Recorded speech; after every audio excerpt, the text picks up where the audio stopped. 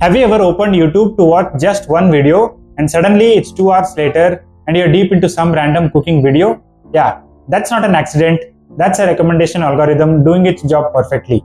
Today, let's dive deep into how these algorithms quietly control what you see online, how they learn about you, and how they decide what to show you next. Sometimes even before you know what you want.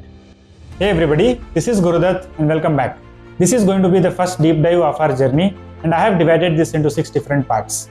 First, we will see what exactly is a recommendation algorithm and how it quietly studies your behavior. In part 2, I'll talk to you about how different platforms make you stay longer with something called as the endless scroll trap. And part 3 is one of my favorites. Here is where I'll be giving you an example of how Netflix tries to hook you up to their platform with their thumbnail game. And in part 4, we'll go into the darker side, the filter bubble, and then the psychology behind it. And finally, I'll give you ways of how you can control over what you see online.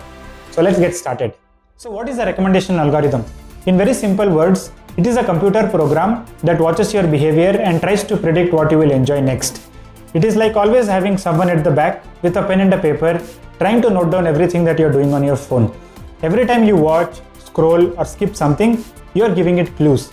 For example, say you're going through your YouTube's feed and you stop at a specific video. The algorithm that is silently watching you from behind has already taken notes of whatever you're doing with your feed. Did you actually watch that video or did you skip it? Did you watch the funny video or the tech video that came after that? It knows exactly what you're doing and has notes of everything. So the next time when you open the application, it knows what you want, and in fact, it has even prepared a personalized world that fits you perfectly. Now here is the clever part. The algorithm is not just about helping you find what you like. It is in fact designed to keep you watching. The longer you stay, the more ads you see and the more money the platform makes. A former YouTube engineer once said that their main goal was very simple. Keep people on the site for one more video. So the next time when you finish watching a video, YouTube doesn't randomly show you the next one. It carefully picks a video that has the highest chance of you clicking it. And that is exactly how you end up on some random video number 50 even without you realizing it. Now here comes my favorite part, the Netflix example. Let's say Netflix has a movie that is 50% romance and 50% comedy. The interesting part here is different people will see completely different set of thumbnails. Say you watch a lot of romance, then you will be shown a couple thumbnail. And say I watch a lot of comedy, I'll be shown a funny character from the same movie. And someone else might watch a lot of action, then they'll be shown a thumbnail with a gun, even if that scene is just 2 seconds long in the entire movie. This is what I call the thumbnail game, and Netflix is really good at that. Same movie, completely different marketing. This is what is called as artwork personalization. The goal here is to grab users' attention in a short span, and Netflix estimates that to be about 90 seconds. Here is how artwork personalization works. First is highlighting different themes. For the same movie and title, Netflix is going to generate multiple potential images, each emphasizing on a different aspect or a genre. Second is actor recognition. If a user often watches movies of a specific actor, then most likely Netflix is going to recommend movies of the same actor. It will even put his face on the thumbnail for better engagement. Third is data analytics. Netflix collects extensive amount of data on user behavior. This includes watch time, rating, the history, and even the time of the day you browse.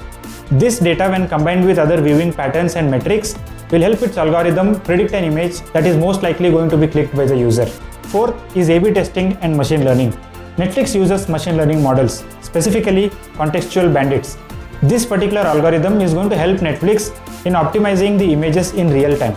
And all of this is not for fun. This is exactly how Netflix makes money. And Netflix once revealed something very shocking.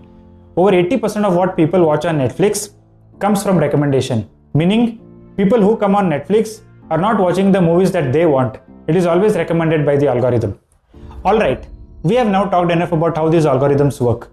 On one side, they'll really help you to stick to your topic of interest. If you're someone who loves tech and automobile, they'll show you exactly that, and it is win-win for both you and the platform.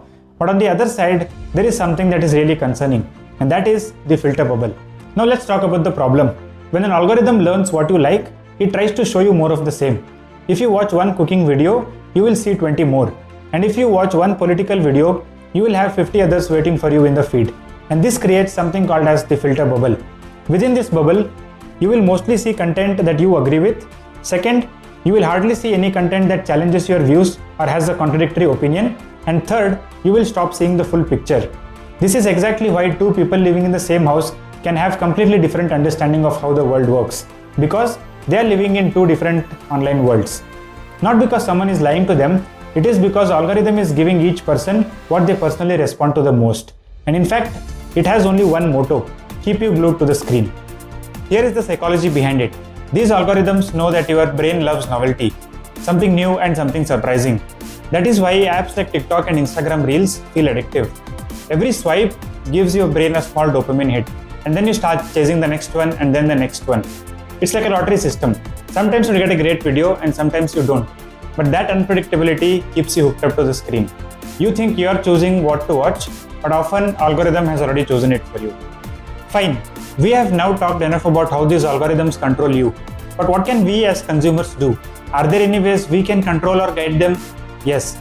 First is be mindful of your interactions. Liking, disliking, or sometimes even clicking on not interested can signal your preferences to the algorithm. Diversify your viewing habits and actively seek out new topics and different perspectives. Go watch channels that you wouldn't normally watch. Second is take advantage of the tools platforms offer. Many services allow you to train your algorithms by explicitly telling them what you don't want to see. Go clear your watch history and sometimes even go into incognito mode to get a fresh start.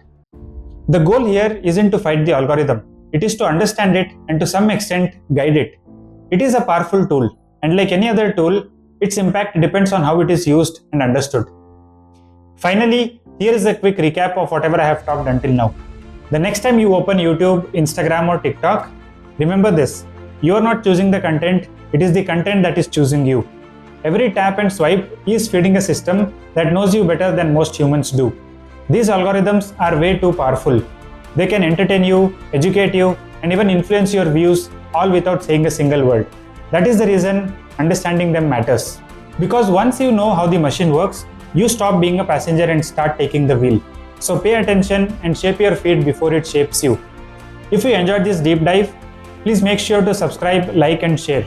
This is just the start of our journey. And trust me, what's coming next is even more mind-bending. Thanks for watching, and I'll see you in the next one.